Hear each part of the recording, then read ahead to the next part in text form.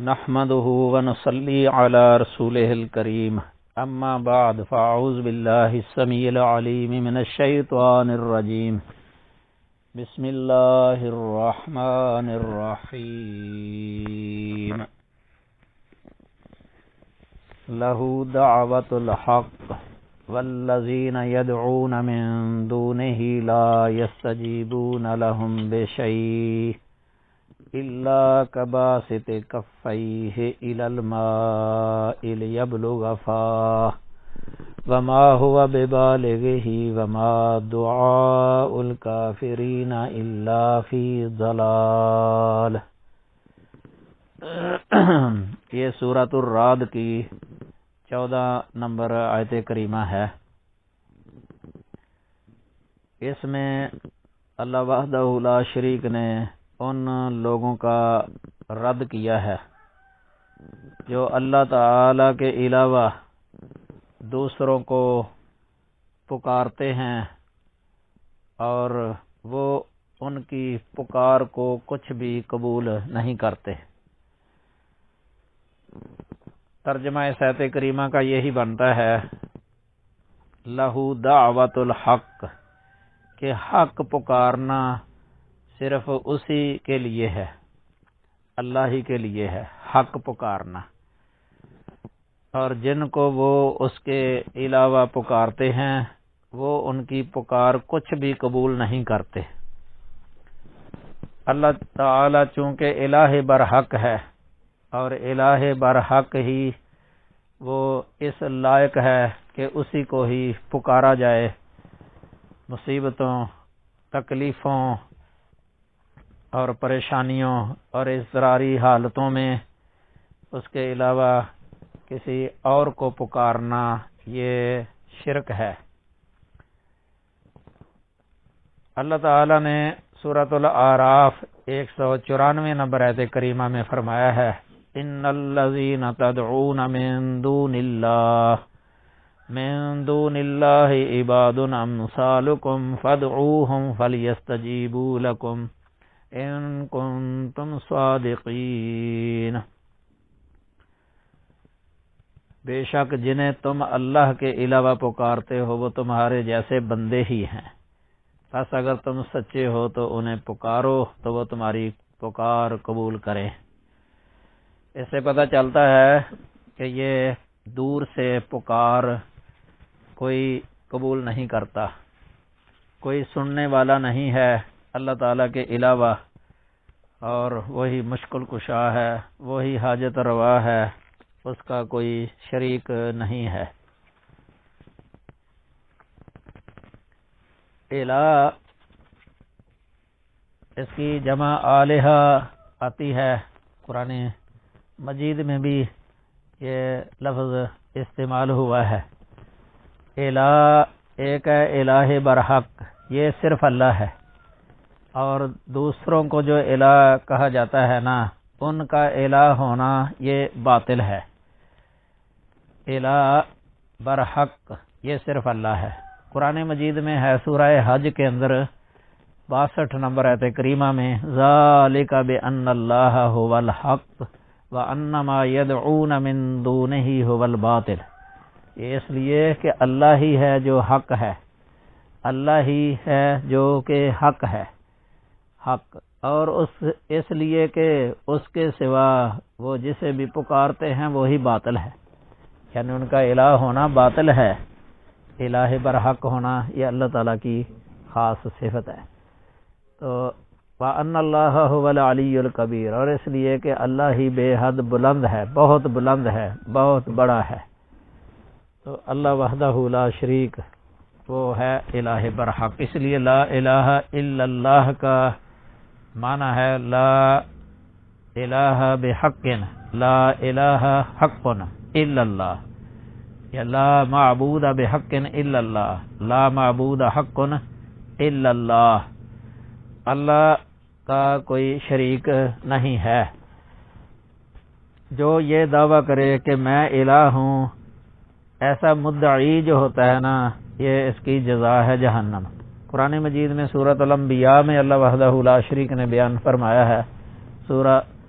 سورۃ الانبیاء 29 نمبر آیت کریمہ وَمَن یَقُلْ مِنْهُمْ إِنِّی إِلَٰهٌ مِّن دُونِهِ فَذَٰلِکَ نَجْزِیہِ جَہَنَّمَ، ان میں سے جو کوئی یہ کہے کہ بے شک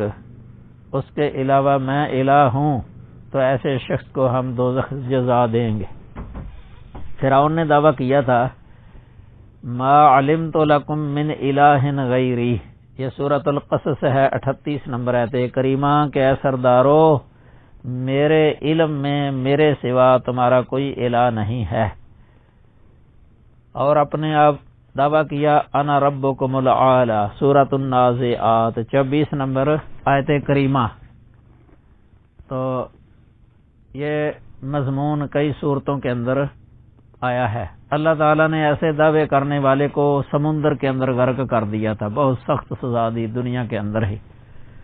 سورۃ البقرہ 50 نمبر آیت، سورۃ الاعراف 64 نمبر آیت، سورۃ الانعام 54 نمبر آیت، سورۃ الشعراء اسی طرح کئی صورتوں میں یہ سورۃ البقرہ 50 نمبر، سورۃ الاعراف 64 نمبر، سورۃ الاعراف انفال 54 نمبر۔ تو اور بھی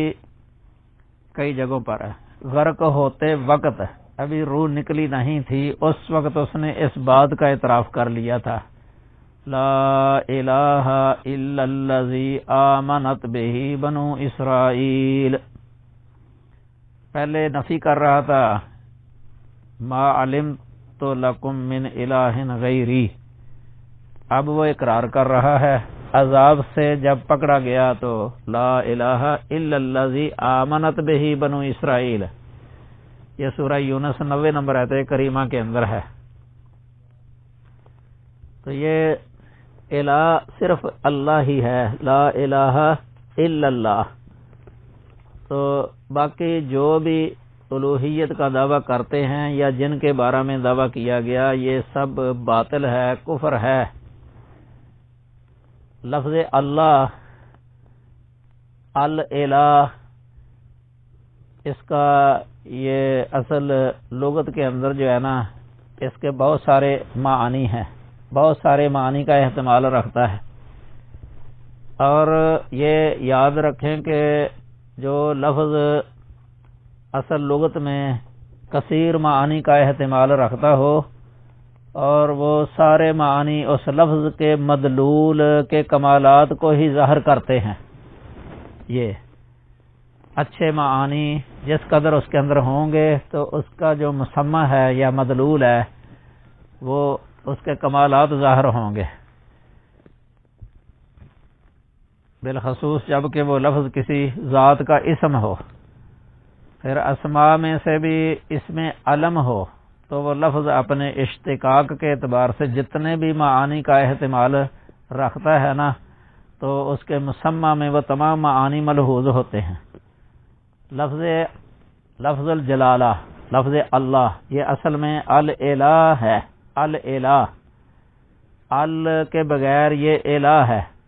ال کے بغیر الہ ہے، اور الہ کا صرفی وزن فعال ہے، اور یہ فعال جو ہے نا مفعول کے معنی میں ہے، مفعول، فعال بمعنی مفعول، یہ عربی میں اس کی کئی نظیریں ہیں، مثالیں ہیں، مثلا کتاب ہے مکتوب کے معنی میں، لباس ملبوس کے معنی میں، بساط مبسوط کے معنی میں۔ تو الہ کا معنی ہو گیا مالو، مالو، مالوہن، تو یہ آلہن کے معنی میں نہیں ہے۔ بعض متکلمین جو ہے نا یہ اشاعرہ وغیرہ ان کے نزدیک الہ بمعنی آلہ ہے، یہ صحیح نہیں ہے، الہ بمعنی مالو ہے، یہ صحیح ہے۔ تو اہل لغت کے نزدیک جو ہے نا یا اہل صرف کے نزدیک یہ الہ لفظ یہ اس میں پہلے جو ہے نا یہ ان کے اقوال کے مطابق 3 احتمال ہیں، یا تو یہ اجوف ہوگا یا پھر مثال ہوگا یا محموز ہوگا۔ اجوف ہونے کی حالت میں اس کا اصل مشتق من ہو لاہ بنتا ہے، لاہ، لاہ یلی ہو سے ہے یہ، تو لا کے شروع میں الف لام داخل کیا گیا، اللہ ہو گیا اللہ یہ، اور مثال ہونے کی صورت میں اس کا اصل مشتق من ہو وہ ولا بنتا ہے، حمزہ اصل میں واو تھا، والہا سے ہے یہ، والہا ولا،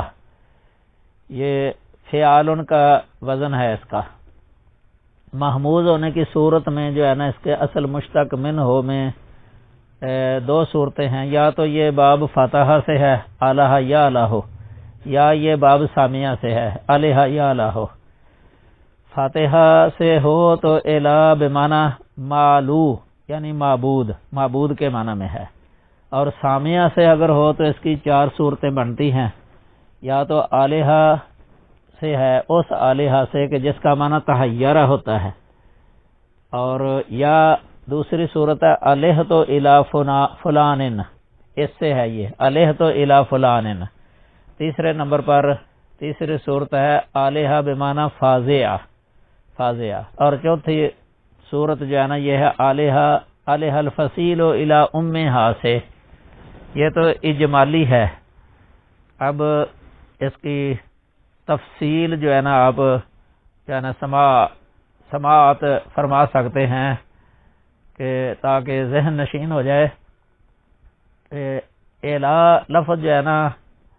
یا الہ سے ہے، یا الہ سے ہے، یا والہ سے ہے، یا لاہا سے ہے، لاہا۔ تو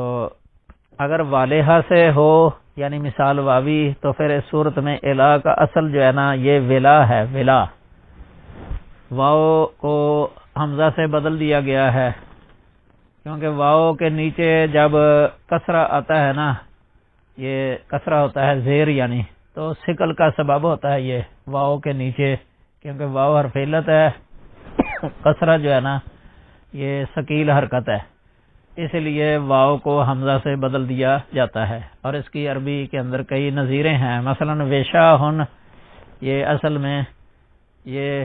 وشاہن جو ہے نا یہ اشاہن کر لیا گیا ہے، جس کا معنی دو لڑیوں والا جوہری ہار۔ اس طرح ویاؤن ہے، اس کو بھی وا کے نیچے کسرہ ہے تو اس کو اے آن کر لیا گیا ہے، اسی طرح وسادتن، اسادتن کر لیا جاتا ہے عربی میں۔ تو یہ الہ یا لہو یعنی فاتحہ یفتح سے اگر ہو تو یہ الہ کا مصدر آئے گا الہتن یا الوہتن یا الوہیتن، یہ ہیں اس کے مصدر، اور لغوی معنی اس کا ہے عبدہ، الہ بمعنی عبدہ، عبدہ عبادتن، عبدہ عبادتن۔ اس بنا پر الہ فعال کے وزن پر ہے، معلوہن کے معنی میں، مفعولن کے معنی میں، اور معلوہن بمعنی معبودن، یہ الہن کے معنی میں نہیں ہے، جس طرح ابھی میں نے ذکر کیا تھا۔ تو یہ اسم مفعول ہے معبود کے معنی میں، اسم فاعل نہیں ہے عابد کے معنی میں۔ بعض اشاعرہ نے یہ کہا ہے کہ یہ الہن کے معنی میں ہے، لیکن یہ صحیح نہیں ہے۔ تو الوہیت سے شان معبودی مراد ہوگی، یعنی الوہیت سے معبودی شان یہ مراد ہوگی، اور ساری مخلوقات کا اصل اور حقیقی معبود ایک ہی ہے، اور وہ ہے اللہ عز و جل کی ذات بابرکات، وہی عبادت کے لائق ہے۔ عبادت کی جتنی بھی قسمیں ہیں نا، چاہے اعتقادی ہوں یا قولی ہوں یا بدنی ہوں یا مالی ہوں، ان سب کا وہی مستحق ہے، اس کا کوئی بھی شریک نہیں، کوئی اس کا سہیم نہیں ہے۔ قولی عبادت کا دائرہ بڑا وسیع ہے، مثلا نماز میں جو کچھ پڑھا جاتا ہے، اس طرح حج اور عمرے میں جو پڑھے جانے والے ذکر و اذکار، اس طرح دعائیں جتنی بھی ہیں، اور ویسے بھی جو نیکی کا حکم دینا، برائی سے روکنا، جن کا تعلق زبان کے ساتھ ہوتا ہے، اس طرح دعا جو پریشانیوں اور بے قراریوں اور مصائب اور مشکلات کے اوقات میں سلسلہ اسباب و مسببات سے بالا تر ہو کر پکارنا، یہ خالص اسی کا حق ہے۔ یہ بھی پکارنا یہ قولی عبادت ہے۔ یہ تو پکارنا اس غرض سے تاکہ ان مصیبتوں اور مشکلات کا مداوع ہو جائے، یہ قولی عبادت ہے، بلکہ یہ عبادت کی روح ہے، کیونکہ نبی کریم صلی اللہ علیہ وسلم کا فرمان ہے الدعاء هو العبادہ، پکارنا یہ عبادت ہی ہے۔ یہ سنن ترمذی کے اندر یہ حدیث آتی ہے ان الدعاء هو العبادہ، کتاب التفسیر، تفسیر سورۃ المومن۔ یہ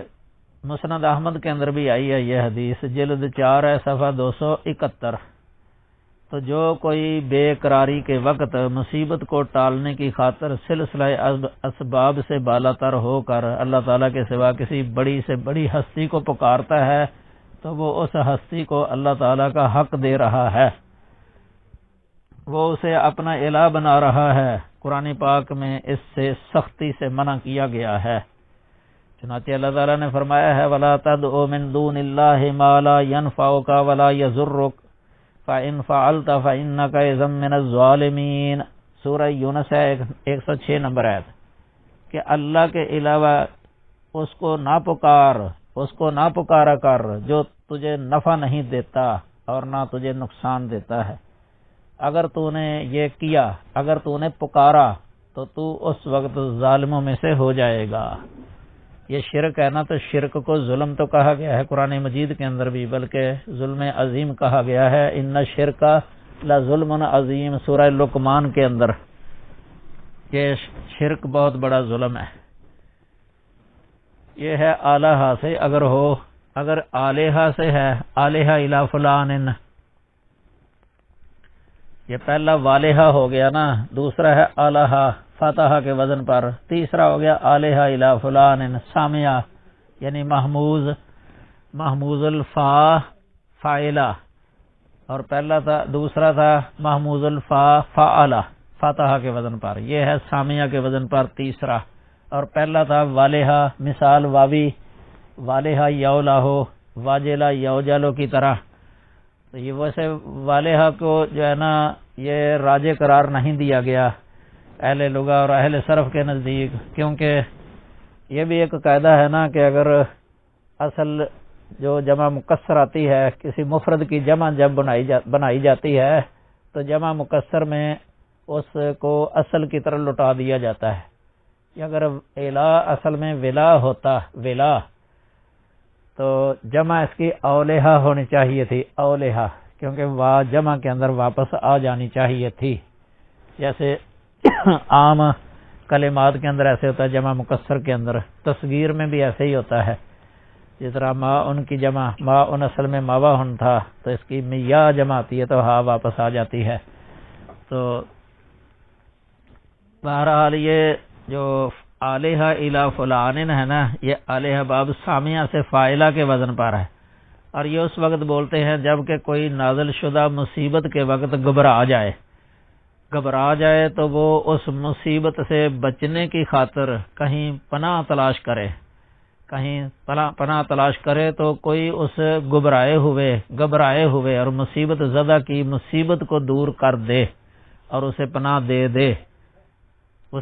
دے دے، تو اس پناہ دینے والے کو الہ کہا جاتا ہے۔ اس بنا پر الہ کا مطلب یہ ہوگا کہ ایسی ہستی کہ کسی بھی مصیبت یا دشمن سے گھبرانے کے وقت غائبانہ طور پر اس کی طرف توجہ کی جائے، گڑ گڑایا جائے تو وہ گھبرائے ہوئے شخص کی مصیبت اور گھبراہٹ کو سلسلہ اسباب کی احتیاجگی کے بغیر ہی دور کر دے، یا غیبی طور پر ہی کوئی سبب پیدا کر دے اور اسے پناہ دے۔ اس لیے تو اصل اور حقیقی الہ کو مسبب الاسباب کہا جاتا ہے۔ تو الہ وہ ہے جو ساری کائنات کا ملجا و ماوا ہے، اور وہ اللہ ہی ہے۔ چنانچہ جو کوئی بھی اس کی پناہ پکڑتا ہے تو اگر وہ چاہے تو وہ اس کو حقیقتاً پناہ دے دیتا ہے، اور حدیث میں وارد دعائے قنوت میں ہے لا منجا من کا الا الیک، یہ صحیح ابن خزیمہ میں حدیث ہے، لا منجا من کا الا الیک۔ قرآن حکیم کے اندر بھی ہے وَهُوَ يُجِيرُ وَلَا يُجَارُ عَلَيْهِ، سورۃ المومنون 88 نمبر آیت کریمہ، کہ وہ پناہ دیتا ہے اور اس کے خلاف پناہ نہیں دی جا سکتی۔ سورہ نمل کے اندر بھی اللہ تعالیٰ نے یہ بیان فرمایا ہے۔ اس طرح سورۃ الانعام آیت نمبر 41، اس میں بھی ہے قل ارأیتم ان اتاکم عذاب اللہ او اتتکم الساعۃ غیر اللہ تدعون ان کنتم صادقین بل ایاہ تدعون فیکشف ما تدعون الیہ ان شاء وتنسون ما تشرکون۔ اس سے پتہ چلتا ہے کہ اللہ ہی ماوا ہے، اللہ ہی ملجا ہے، اللہ ہی پناہ دینے والا ہے، اللہ ہی پناہ دینے والا ہے، اللہ ہی عذاب کو ٹالنے والا ہے، اللہ ہی مشکلات کو دور کرنے والا ہے۔ اس طرح سورۃ الانعام کی 17 نمبر آیت کریمہ میں اللہ تعالیٰ نے فرمایا ہے ان یمسسک اللہ بضر فلا کاشف لہ الا ہو وَإِن يَمْسَسْكَ بِخَيْرٍ فَهُوَ عَلَى كُلِّ شَيْءٍ قدیر۔ اس سے پتہ چلتا ہے کہ نفع نقصان کا مالک صرف اللہ ہے۔ سورہ یونس کے اندر بھی اللہ تعالیٰ نے یہ بیان فرمایا ہے، آیت نمبر 107 ہے ان یمسسک اللہ بضر فلا کاشف لہ الا ہو وَإِن يُرِدْكَ بِخَيْرٍ فَلَا رَادَّ لِفَضْلِهِ يُصِيبُ بِهِ مَن يَشَاءُ مِنْ عِبَادِهِ وَهُوَ الْغَفُورُ الرَّحِيمُ۔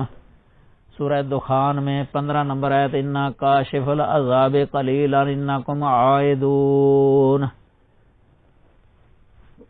نمبر 4 الا، یہ آلہ الفصیلو سے ہے، آلہ الفصیلو، اور یہ بھی سامیہ بر وزن فاعلہ ہے، سامیہ کے وزن پر ہے یعنی فاعلہ۔ یہ لفظ بطور محاورہ اس وقت بولا جاتا ہے جبکہ اونٹنی کا وہ بچہ جس کا دودھ چھڑا لیا گیا ہو، جس کا دودھ چھڑا لیا گیا ہو تو اس وقت وہ اپنی بے چینی اور بے قراری اور پریشانی کے عالم میں اپنی ماں کا بہت ہی زیادہ مشتاق ہوتا ہے اور اس کے پاس جا کر اسے چمٹ جاتا ہے تاکہ وہ اس کا مداوع کرے اور اس کی پریشانی کو دور کر دے تاکہ اسے راحت اور سکون مل جائے۔ تو اس صورت میں الہ کا مطلب یہ ہوگا کہ ایسی ہستی کے پریشانیوں کی وجہ سے دکھی انسان جس کے پاس جا کر چمٹ گئے ہوں تاکہ وہ ان کی پریشانی دور کر دے اور وہ ظاہری سلسلہ اسباب سے بالا تر ہو کر ان کی پریشانیوں کو دور کرنے کی ہمہ وقت قدرت رکھتا ہو۔ اور جو اللہ تعالیٰ کے نیک بندے ہوتے ہیں جنہیں اللہ نے اپنی کتاب قرآن پاک میں عباد الرحمن کہا ہے، عباد الرحمن، سورۃ الرحمن کے آخری رکوع پڑھ کے دیکھ لیں، اللہ نے ان کی کافی صفات حمیدہ ذکر فرمائی ہیں۔ ان میں سے ایک جو سب سے اہم صفت ذکر کی ہے وہ یہ ہے کہ وہ اللہ کے ساتھ کسی دوسرے الہ کو نہیں پکارتے۔ والذین لا يدعون مع اللہ الہا آخر، یہ 68 نمبر آیت کریمہ ہے سورۃ الفرقان کی، لا يدعون مع اللہ الہا آخر، کہ وہ اللہ کے علاوہ اللہ کے ساتھ کسی اور الہ کو نہیں پکارتے۔ توحید ربوبیت کے ساتھ ساتھ توحید الوہیت کو بھی قرآن حکیم کی روشنی میں ہی سمجھنے والے ہی اللہ کے بندے ہر مشکل میں اسی کو پکارتے ہیں، وہ مصیبتوں کے وقت گڑ گڑا کر اسی کے مشتاق ہوتے ہیں، اسی کو پکارتے ہیں، اسی کی طرف متوجہ ہوتے ہیں، اسی کے در کے سوالی بنتے ہیں، وہ اس کے علاوہ کسی اور کی طرف توجہ نہیں کرتے، وہ حضور قلبی کے ساتھ اسی کو پکارتے ہیں، گویا کہ وہ اپنی بے قراری کی حالت میں اپنے اللہ، اپنے مولا اللہ، مولا مشکل کشا اللہ کے ساتھ چمٹتے ہیں۔ 5ویں نمبر پر الہ جو ہے نا یہ آلہہ سے ہے، سامیہ سے فاعلہ کے وزن پر۔ اس وقت جو اس کا معنی تحیرہ بھی لغت کے اندر لکھا ہوا ہے، عام لغت کی کتابوں میں، آلہہ بمعنی تحیرہ، متحیر ہو جانا، سرگرداں ہو جانا۔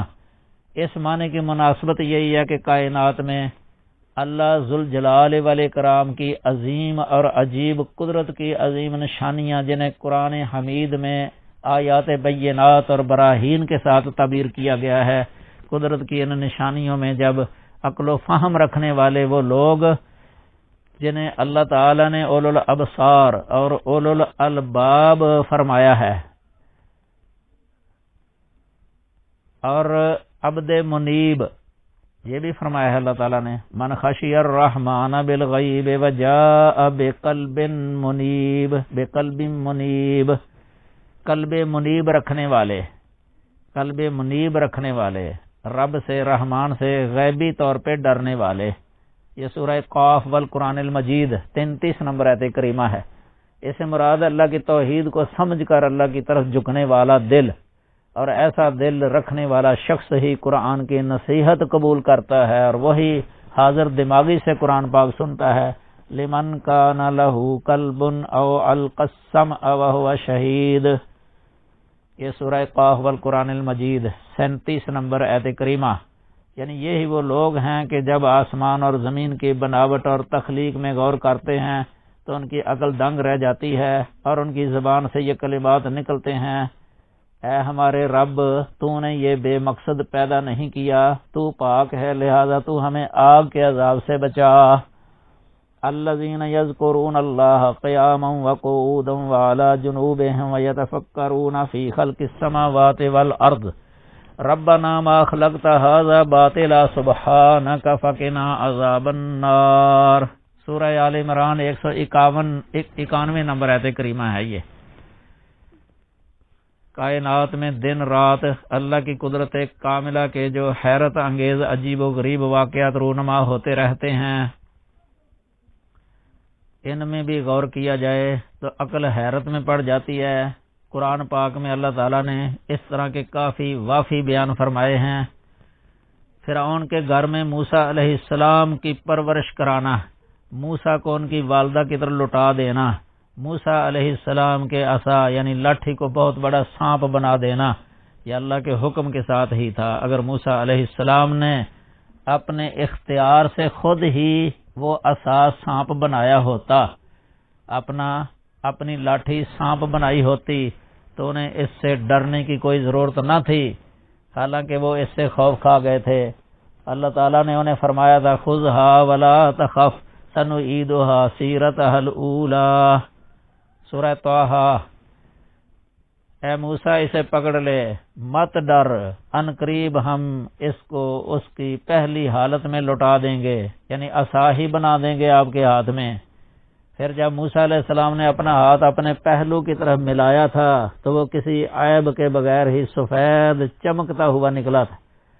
اللہ فرماتے ہیں وَاضْمُمْ يَدَكَ إِلَى جَنَاحِكَ تَخْرُجْ بَيْضَاءَ مِنْ غَيْرِ سُوءٍ آیَةً أُخْرَى۔ سورہ طٰہٰ 22 نمبر آیت کریمہ۔ فرعون کو سمندر میں غرق کر دینا، موسیٰ اور اس کی قوم کو نجات دلانا، سلیمان علیہ السلام کو پرندوں کی بولی سکھا دینا، سورہ نمل دیکھ لیں 16 نمبر آیت کریمہ۔ آدم علیہ السلام کو مٹی سے پیدا کرنا، پھر اس کے نفس سے اس کی بیوی حوا کو پیدا کرنا، عیسیٰ علیہ السلام کو بغیر باپ پیدا کرنا، پھر عیسیٰ کو پیدائش کے بعد پہلے دن ہی بولنے کی قوت دے دینا، پھر ان کے ہاتھ سے پرندوں کی بنائی ہوئی صورتوں کو سچ مچ ہی پرندے بنا دینا، پھر انہیں زندہ ہی آسمان کی طرف لٹا لینا۔ موسیٰ علیہ السلام کو زندہ اٹھا لیا تھا اللہ تعالیٰ نے۔ پھر صالح علیہ السلام کے لیے پہاڑ سے ایک اونٹنی نکال دینا، ابراہیم علیہ السلام کی آگ کو ٹھنڈی اور سلامتی والی بنا دینا، یونس علیہ السلام کو مچھلی کے پیٹ میں محفوظ رکھنا، پھر صحیح سلامت سمندر کے کنارے پر خشکی میں لے آنا۔ پھر یوسف علیہ السلام کے واقعہ میں کتنی ہی اللہ کی قدرت کی نشانیاں ذکر ہوئی ہیں۔ ان تمام نشانیوں میں اللہ کی قدرت میں غور و فکر کرنے والوں کی عقلیں دنگ رہ جاتی ہیں۔ یہی آلہہ بمعنی تحیرہ، اس کا معنی واضح ہوتا ہے الہ، یعنی یہی الہ ہے جو یہ سب کچھ کر کے دکھا دے۔ اللہ تعالیٰ نے سورۃ البقرہ کی آیت نمبر 164 میں کتنی ہی بڑی بڑی 8 نشانیاں آیات ثمانیہ یعنی ذکر کر کے اس آیت کے آخر میں فرمایا لآیات لقوم یعقلون، ان میں یقیناً ان لوگوں کے لیے بڑی ہی نشانیاں ہیں، بہت سی نشانیاں ہیں جو سمجھتے ہیں۔ ان فی خلق السماوات والارض واختلاف اللیل والنہار، آخر تک پوری کائنات، جمادات، نباتات، حیوانات، اسی طرح حسیات اور معنویات، ان سب میں ہزاروں حیرت انگیز بڑی بڑی نشانیاں موجود ہیں۔ جو کہ اللہ کی توحید الوہیت پر روز روشن کی طرح چمکتی ہوئی دلیلیں ہیں، لیکن اللہ کے ساتھ کسی اور کو الہ بنانے والے یہ بات نہیں سمجھ پاتے، شرک کرنے والے یہ بات نہیں سمجھ پاتے، کیونکہ وہ اللہ کی کتاب قرآن پاک میں تدبر ہی نہیں کرتے، گویا کہ ان کے دلوں پر تالے لگے ہوئے ہیں۔ افلا یتدبرون القرآن ام علی قلوب اقفالها۔ اس طرح اللہ تعالیٰ کا ارشاد ہے ان الذین کفروا وصدوا عن سبیل اللہ ثم ماتوا وهم کفار فلن یغفر اللہ لهم۔ سورہ محمد 34 نمبر آیت کریمہ۔ اس لیے اللہ تعالیٰ نے ایسے لوگوں کو لا یاقلون فرمایا ہے کہ یہ عقل نہیں کرتے، عقل نہیں ہے، عقل سے غور و فکر نہیں کرتے۔ کہیں ان کو کہا اولئک کالانعام، یہ تو انعام کی طرح ہیں، چپاؤں کی طرح، بل ہم اضل، بلکہ ان سے بھی زیادہ گئے گزرے ہیں۔ 6 نمبر الہ لفظ جو ہے نا، یہ الہ تو الہ فلان سے اخذ کیا گیا ہے۔ اس کا یہ معنی ہے کہ میں نے فلاں کے پاس جا کر سکون حاصل کیا۔ اس کے مطابق الہ کا معنی یہ ہوگا کہ جس کے پاس جا کر سکون حاصل کیا جائے، اور یہ بات بالکل واضح ہے، روشن ہے کہ اللہ کی ذات ہی وہ ایک ایسا سچا الہ ہے، اور اسی کے ساتھ تعلق اور رابطہ قائم رکھنے سے نہایت حقیقی سکون نصیب ہو جاتا ہے، کیونکہ اگر صحیح طریقے سے خشوع کے ساتھ اس کی عبادت کی جائے تو اس سے دل میں ایک ایسا سکون اور سرور حاصل ہوتا ہے کہ دنیا کی کسی چیز میں اتنا سکون نہیں ہوتا۔ اس کے ذکر میں بھی سکون ہی سکون ہے، لذت ہی لذت ہے، حلاوت اور چاشنی ہے، قلبی سکینت اور نفسی اطمینان اس قدر ہوتا ہے کہ لفظوں میں اسے بیان ہی نہیں کیا جا سکتا۔ اللہ تعالیٰ نے قرآن مجید میں ان لوگوں کا تذکرہ فرمایا جو اس صفت کے ساتھ متصف ہیں۔ فرمان باری تعالیٰ ہے الذین آمنوا وتطمئن قلوبهم بذکر اللہ الا بذکر اللہ تطمئن القلوب۔ سورۃ الرعد 28 نمبر آیت کریمہ۔ یعنی وہ اللہ ان لوگوں کو اپنی طرف راستہ دکھاتا ہے جو اس کی طرف رجوع کرتے ہیں، وہ جو ایمان لائے اور ان کے دل اللہ کی یاد سے اطمینان پاتے ہیں۔ سن لو، اللہ کی یاد ہی سے دل اطمینان پاتے ہیں۔ جس نے بھی قرآن حکیم کی روشنی میں لا الہ الا اللہ کی حقیقت اچھی طرح سمجھ لی، اس کا دل ایک ہی الہ جو کہ اللہ تعالی ہے اسی پر نہایت خوش ہوگا، وہ نہایت اطمینان اور سکون کی زندگی بسر کرے گا۔ جس نے اللہ کے ساتھ اور بھی الہ خیال کر رکھے ہیں تو اس کا دل ہمیشہ قلق اور اضطراب کا شکار رہے گا، پریشان رہے گا، اس کی زندگی کا سکون ختم۔ یہی بات سمجھنے کے لیے سورہ زمر کی آیت 29 کا مطالعہ کر لیجئے۔ یہ آیت پڑھ لیں آپ۔ ضرب اللہ مثلا رجلا فیہ شرکاء متشاکسون ورجلا سلما لرجل هل يستویان مثلا الحمدللہ بل اکثرهم لا يعلمون۔ اللہ فرماتے ہیں کہ یہ برابر نہیں ہے دونوں، شرک کرنے والا بندہ اور توحید والا بندہ برابر نہیں ہیں۔ جس طرح وہ غلام جو ایک ہی مالک کا غلام ہے اور دوسرا وہ غلام جو کئی مالکوں کا غلام ہے، دونوں برابر نہیں ہیں۔ جس کا ایک ہی الہ ہے، جس نے ایک ہی الہ سمجھا، اللہ ہی کو الہ سمجھا، وہ سکون میں ہے۔ جس نے کئی شریک بنا لیے، کئیوں کو الہ بنا لیا، وہ پریشانی کے اندر، قلق کے اندر، اضطرابی کیفیت میں بے سکون، زندگی برباد ہے اس کی۔ بلکہ ایسے شخص کے سامنے جب اکیلے اللہ کی الوہیت، یہ الوہیت کے ساری کائنات کا مشکل کشا الہ صرف ایک ہی ہے، ایک ہی ہے، اس کا جب ذکر کیا جاتا ہے نا تو اس وقت بھی اس کا دل تنگ پڑ جاتا ہے اور اس کا سکون ختم ہو جاتا ہے۔ اگر یقین نہ آئے تو سورۃ الزمر کی یہ آیت پڑھ لیں، 45 نمبر۔ وَإِذَا ذُكِرَ اللَّهُ وَحْدَهُ اشْمَأَزَّتْ قُلُوبُ الَّذِينَ لَا يُؤْمِنُونَ بِالْآخِرَةِ وَإِذَا ذُكِرَ الَّذِينَ مِن دُونِهِ إِذَا هُمْ يَسْتَبْشِرُونَ۔ جب اکیلے اللہ کا ذکر کیا جاتا ہے، اللہ کی توحید کا ذکر ہوتا ہے، تو جو لوگ آخرت کو مانتے نہیں ہیں تو ان کے دل نفرت کرتے ہیں، اور جب ان لوگوں کا ذکر کیا جاتا ہے جو اللہ کے علاوہ ہیں، یعنی ان کے شریکوں کا جو اللہ کے شریک بنائے ہوئے ہیں، تو اچانک وہ خوشی سے کھل اٹھتے ہیں، کھلا جاتے ہیں، خوش ہو جاتے ہیں، ان کے چہروں پر خوشی کے آثار ظاہر ہو جاتے ہیں۔ اور پہلی صورت میں جب اللہ کی توحید خالص کا ذکر ہوتا ہے ان کے چہرے مرجھا جاتے ہیں۔ اللہ تعالیٰ فرماتے ہیں وَجَعَلْنَا عَلَىٰ قُلُوبِهِمْ أَكِنَّةً أَن يَفْقَهُوهُ وَفِي آذَانِهِمْ وَقْرًا وَإِذَا ذَكَرْتَ رَبَّكَ فِي الْقُرْآنِ وَحْدَهُ وَلَّوْا عَلَىٰ أَدْبَارِهِمْ نُفُورًا۔ جب آپ اپنے رب کا ذکر کرتے ہیں نا قرآن میں کہ میرا رب وحدہ ہے، اکیلا ہے، اس کا کوئی شریک نہیں ہے، وہی مشکل کشا حاجت روا ہے، ساری کائنات کا اسی کو پکارو، لا الہ الا اللہ، تو یہ نفرت کرتے ہوئے بھاگ جاتے ہیں پیٹ پھیر کے۔ 7 نمبر الہ، جو پہلے ذکر ہوا تھا کہ لا ہے، لا اصل میں لا سے اخذ ہے کہ الف لام شروع میں لگایا گیا ہے تو اللہ لفظ ہے۔ اس اعتبار سے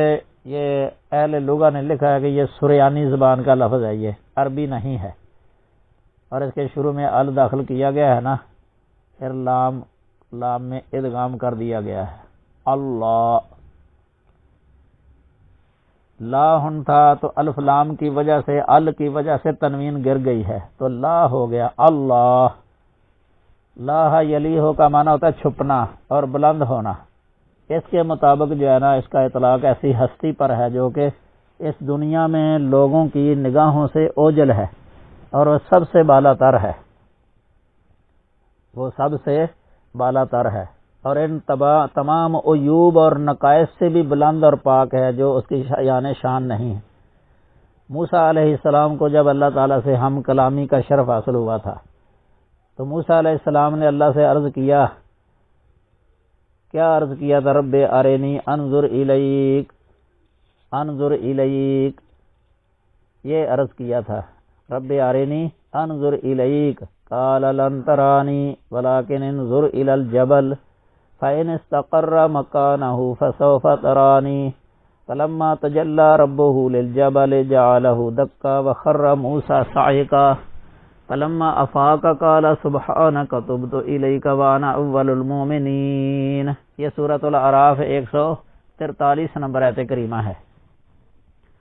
موسیٰ علیہ السلام اللہ تعالیٰ کو دیکھ نہیں سکے، اللہ کی ہلکی سی تجلی جو ہے نا وہ برداشت نہیں کر سکے تھے، بے ہوش ہو کے گر پڑے تھے۔ جب افاقہ ہوا تو توبہ کرتے ہیں اللہ تعالیٰ سے، سبحانک تبت الیک وانا اول المؤمنین۔ یہ ہے اللہ، یہ ہے اللہ الہ برحق۔ تو اللہ تعالیٰ اگرچہ اپنی ذات اور وجود کے اعتبار سے اپنی مخلوق کی نگاہوں سے مخفی اور اوجل ہے، کیونکہ مخلوق کی نگاہ وہ استطاعت نہیں رکھتی کہ اس کو دیکھ سکے۔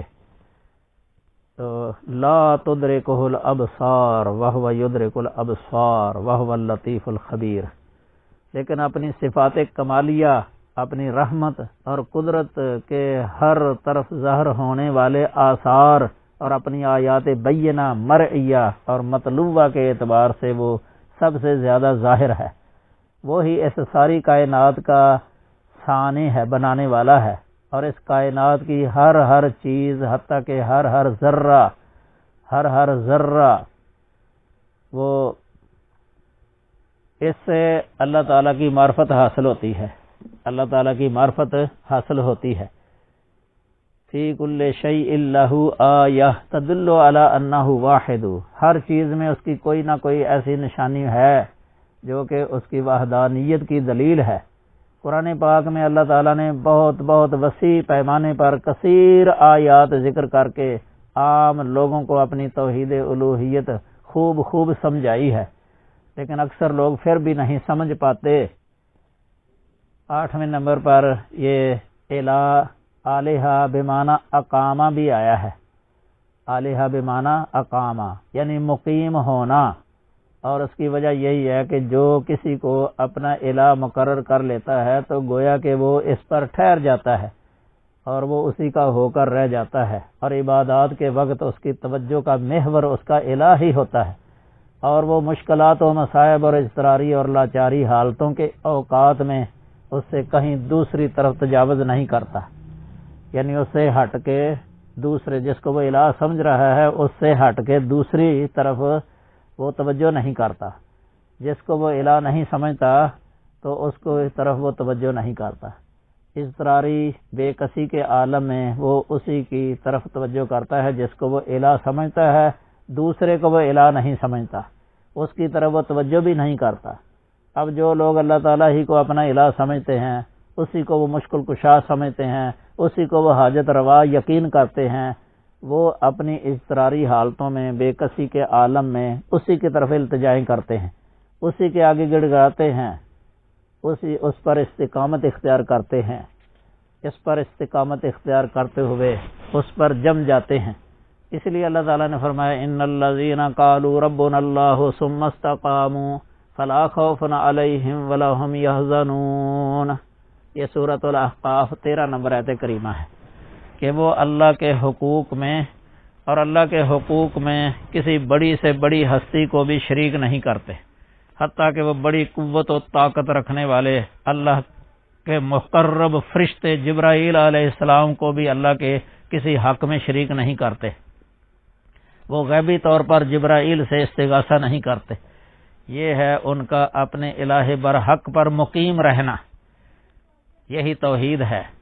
اگر اللہ کے علاوہ کسی اور پر اسی طرح کوئی مقیم رہتا ہے نا، وہ اس کو الہ سمجھتا ہے، یہی شرک ہے۔ تو اس بیان کا خلاصہ یہی ہوا کہ الہ ان معانی میں استعمال ہوتا ہے، وہ ہستی یعنی وہ ہستی، الہ وہ ہستی ہے جس کی پناہ پکڑی جائے، جس کے ہاں سکون اور اطمینان نصیب ہو، جس کی طرف انتہائی شوق و محبت کے ساتھ رجوع کیا جائے، اور جس کی طرف یوں بے قرار ہو کے توجہ کی جائے، جیسے وہ بچہ بے قرار ہوتا ہے جس کا دودھ چھڑا دیا گیا ہو، وہ اپنی بے قراری کی حالت میں اپنی ماں سے لپٹ جاتا ہے، اور وہ ہستی کہ جس کی عبادت کی جائے، اور وہ ذات جو کہ نظروں سے اوجل یعنی پردے میں رہ کر ہی سب کی مشکل کشائی کرتی ہو،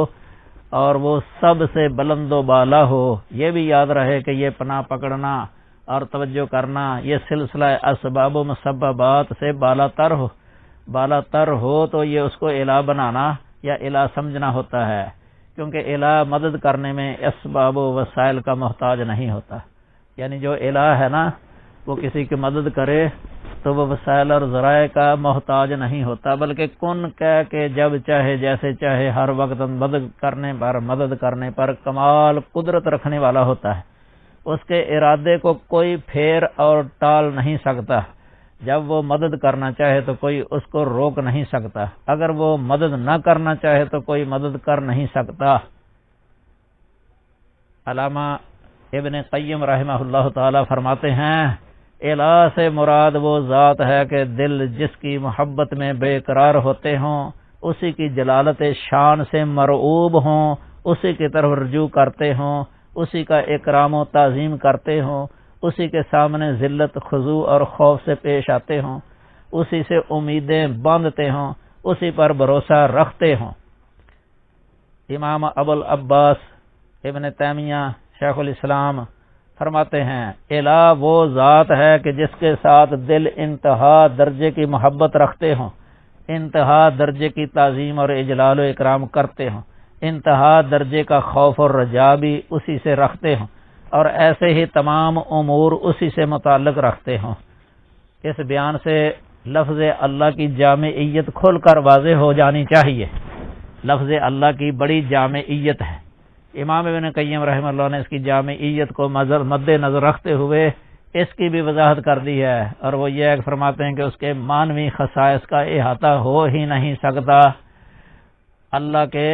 مانوی خصائص کا احاطہ ہو ہی نہیں سکتا، کیونکہ ساری مخلوق سے زیادہ جاننے والے یعنی محمد صلی اللہ علیہ وسلم نے فرمایا ہے لا احصی ثناء علیک انت کما اثنیت علی نفسک، یہ مسلم شریف کے اندر حدیث ہے 486 نمبر۔ اے اللہ میں تیری ثنا کا احاطہ نہیں کر سکتا، تو اسی طرح ہے جس طرح تو نے خود اپنی ثنا کی ہے۔ امام صاحب فرماتے ہیں، ابن قیم رحمہ اللہ فرماتے ہیں کہ ہمیں اس مبارک اسم اللہ کے خصائص کا احاطہ کس طرح کر سکتے ہیں جس کا مسمى تمام تر علی الاطلاق کمال ہی کمال ہے، تمام تر علی الاطلاق کمال ہی کمال ہے، اور ہر مدح، ہر حمد، ہر ثنا، ہر مجد، ہر جلال، ہر کمال، ہر عزت، ہر جمال، ہر خیر، ہر احسان، ہر جود، ہر فضل اور نیکی اللہ ہی کے لیے ہے، اللہ ہی کی طرف سے ہے۔ اللہ کا نام اگر تھوڑی چیز میں ذکر کر دیا جائے تو وہ چیز بڑھ جاتی ہے، اس چیز کے اندر برکت ہو جاتی ہے۔ اگر یہ نام کسی ڈر اور خوف کے وقت ذکر کیا جائے تو وہ ڈر ختم ہو جاتا ہے، اگر کسی تکلیف کے وقت یہ ذکر کیا جائے تو وہ تکلیف دور ہو جاتی ہے، اگر کسی تنگی کے وقت یہ نام ذکر کیا جائے تو تنگی دور ہو جاتی ہے اور وسعت پیدا ہو جاتی ہے، اگر کسی غم اور فکر کے وقت ذکر کیا جائے تو غم دور ہو کر خوشی اور آسانی نصیب ہو جاتی ہے، اگر کوئی کمزور آدمی اس سے اپنا تعلق قائم کر لے تو اس میں قوت آ جاتی ہے، اگر کوئی ذلت کے وقت اس کا ذکر کرے تو اسے عزت ملتی ہے، اگر کوئی فقر کے عالم میں اسے ذکر کرے تو وہ غنی ہو جاتا ہے، اگر کوئی گھبرایا ہوا یہ ذکر کرے تو اس کی گھبراہٹ ختم ہو جاتی ہے، اگر کوئی مغلوب اور شکست خوردہ یہ ذکر کرے تو اسے غلبہ نصیب ہو جاتا ہے، اسے فتح نصیب ہو جاتی ہے، اگر کوئی مجبور اور مضطر یہ ذکر کرے تو اس کا ضرر اور مجبوری دور ہو جاتی ہے۔ امن یجیب المضطر اذا دعاہ ویکشف السوء ویجعلکم خلفاء الارض االہ مع اللہ۔ دیکھو نا یہاں الہ، یہ مشکل کشا، حاجت روا،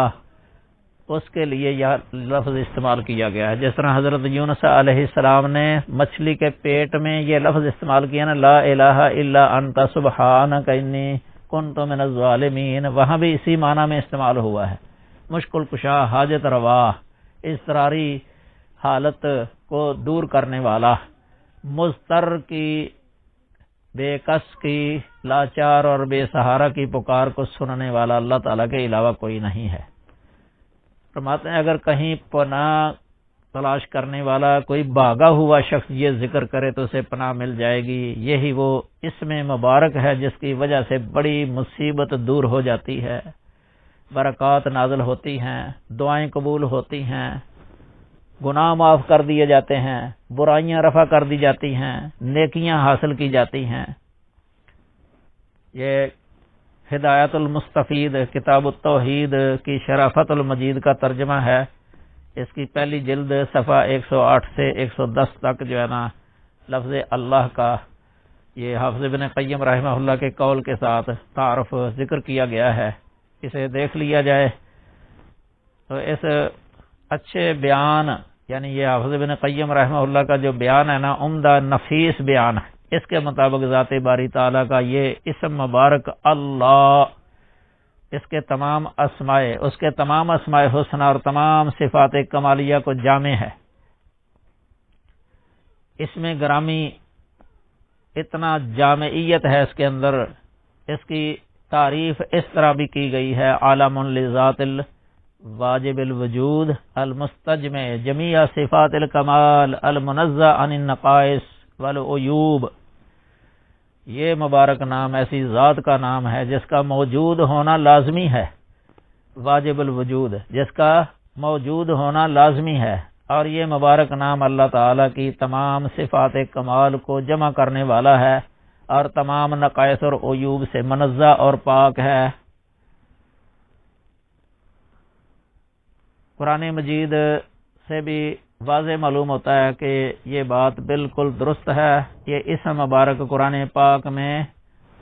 980 بار استعمال ہوا ہے، 980 بار آیا ہے۔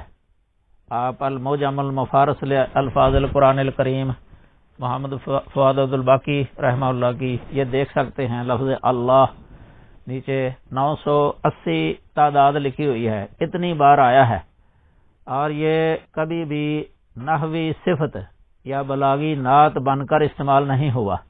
بلکہ ہمیشہ موصوف اور منعوت ہی مستعمل ہوتا ہے، اور اس کی وجہ یہی ہے کہ یہ اسم اللہ چونکہ دوسرے تمام اسماء حسنہ کو بھی متضمن ہے، تو دوسرے اسماء وہ اس کی اخبار، اگر یہ مبتدا ہے تو وہ خبر بنیں گے، یا صفات اگر یہ موصوف ہے تو وہ صفت واقع ہو کر استعمال ہوں گے۔ مثلا علیم، حکیم، عزیز، سمیع، علیم، بصیر۔ اکثر قرآنی آیات کے اواخر جو ہے نا ان میں سے استعمال ہوتا ہے علیم حکیم، عزیز حکیم، سمیع علیم، سمیع بصیر، علیم قدیر، غنی حمید، غفور الرحیم، قوی عزیز، واسع علیم، واسع حکیم، اس طرح۔ تو یہ صفات آتی ہیں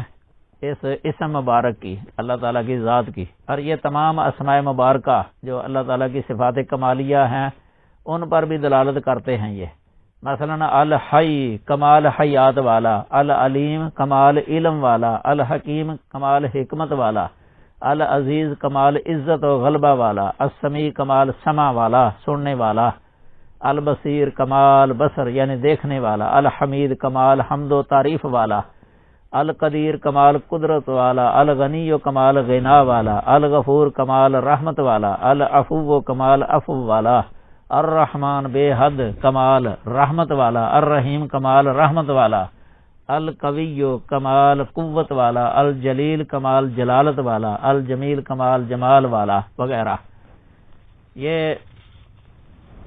اللہ کی صفات، ان میں کمال ہی کمال ہے، کمال ہی کمال۔ اسی سے اللہ کی صفت اور اللہ کی مخلوق کی صفت میں فرق ہو جاتا ہے۔ مخلوق کی صفت میں کمال نہیں ہے، اللہ کی صفت میں کمال ہے۔ الحیات اللہ تعالیٰ کی کمال حیات ہے، اس لیے کمال حیات کو یہ لازم ہے کہ اس میں موت نہ آئے، نیند نہ آئے، اونگ نہ آئے۔ اللہ لا الہ الا هو الحی القیوم لا تأخذہ سنۃ ولا نوم۔ یہ کمال حیات ہے۔ اب مخلوق کی حیات کمال نہیں ہے، اس لیے مخلوق ان کو موت بھی آ جاتی ہے، سو بھی جاتے ہیں، اونگ بھی آ جاتی ہے، تھکاوٹ بھی ہو جاتی ہے، بھول چوک بھی ہو جاتی ہے، بیماری بھی لاحق ہو جاتی ہے، بخار ہو جاتا ہے، گھبراہٹ ہو جاتی ہے، حزن، ملال۔ یہ ان تمام صفات سے اللہ تعالیٰ کی ذات پاک ہے، منزہ ہے۔ تو لفظ اللہ یہ تمام صفات نقائص کی نفی بھی ہو جاتی ہے اس سے، اور کمال صفات کمالیہ، تمام صفات کمالیہ کو اس میں آ جاتے ہیں، اللہ الہ برحق۔ تو اس لیے یہ نہیں کہہ سکتے کہ یہ تو مخلوق کی صفت بھی ہوتی ہیں، یہ جو اللہ تعالیٰ کی صفات ذکر کی گئی ہیں تو اللہ کی بھی صفات ہیں۔ اس طرح جو ہے نا کئی وہ تشبیہ دے دی بعض نے کہ اسی طرح ہی اللہ تعالیٰ کی صفات جیسے مخلوق کی صفات ہیں، یہ بھی گمراہ ہوئے جنہوں نے تشبیہ دے دی، اور ان کو مشبہہ کہا جاتا ہے۔ اور بعض نے اللہ کی تنزیہ کرنا چاہا کہ مخلوق کی جو صفات ہیں اگر اللہ کی بھی وہی صفات ذکر ہیں قرآن اور حدیث کے اندر، تو انہوں نے پھر اس کی تشبیہ کہا کہ تشبیہ لازم آتی ہے، تو تشبیہ سے بچانے کے لیے، محفوظ رکھنے کے لیے پھر یا بچنے کے لیے انہوں نے تنزیہ کہا کہ تنزیہ کرنی چاہیے۔ تنزیہ کرتے کرتے وہ اللہ تعالیٰ کی صفات کی بھی نفی کر گئے، صفات کی نفی ہی کر گئے۔ لیکن سلف صالحین اہل سنہ والجماعہ ان کا موقف یہ ہے کہ وہ صفات ہم اللہ کے لیے اس طرح تسلیم کریں گے جس طرح اللہ تعالیٰ کی شایان شان ہے، یعنی مخلوق کے ساتھ تشبیہ دینے کے بغیر۔ تو ان کی ہم کوئی تعویل نہیں کریں گے، نہ تعطیل کریں گے، نہ تشبیہ دیں گے، اور نہ ہی ان کی کیفیت بیان کریں گے، یہی برحق ہے۔ تو یہ بھی یاد رکھیں کہ مخلوق کی اگر کوئی صفت ہے نا، مثلا قدرت ہے یا علم ہے یا حفاظت کرنا مثلا، تو یا دیکھنا ہے، سننا وغیرہ، یا کلام کرنا، ان میں جو ہے نا فرق یہ ہے کہ اللہ تعالیٰ کی صفت کے اندر جو ہے نا کلیت ہے، کلیت، اس لیے ان کے ساتھ اکثر جو ہے نا کل کا لفظ استعمال ہو جاتا ہے. علی کل شیء قدیر، بکل شیء علیم، علی کل شیء شہید، علی کل شیء وکیل، علی کل شیء حفیظ، کان اللہ علی کل شیء رقیبا، یا بکل شیء محیط. لیکن مخلوق کی صفت میں یہ نہیں آتا، کلیت نہیں ہے ادھر، یہ فرق ہے. کیونکہ اللہ کی صفت میں احاطہ ہے، علم ہے، مثلا اللہ کا علم محیط ہے، مخلوق کا علم محیط نہیں ہے، محیط نہیں ہے. اس لیے اس طرح یہ فرق ہو جاتا ہے، اس سے تشبیہ کی نفی خود بخود ہو جاتی ہے. اس لیے اللہ تعالیٰ بے یک وقت اربوں خربوں پکارنے والوں کی آواز کو سن لیتا ہے. مخلوق ایسے نہیں ہے، مخلوق ایسے ہی ہے، کوئی بھی ہو، کوئی کسی کی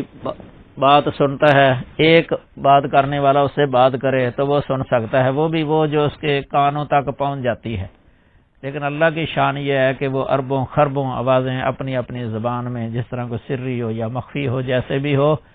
اللہ تعالیٰ کے لیے برابری ہی ہے. جس طرح پہلے آیت کریمہ آپ سن چکے ہیں، سواء منکم من اسر القول ومن جہر به ومن هو مستخف باللیل وسارب بالنہار، سورۃ الرعد کی آیت. اس سے ہی پتہ چلتا ہے کہ اللہ تعالیٰ کے لیے کوئی فرق نہیں ہے، لیکن مخلوق میں ایسے نہیں ہے.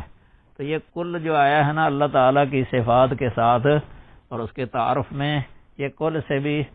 استغراقی مراد ہے، عموم استغراقی عموم مراد ہے. تو مخلوق کے لیے ایسے نہیں ہے، مخلوق کے لیے ایسے نہیں ہے.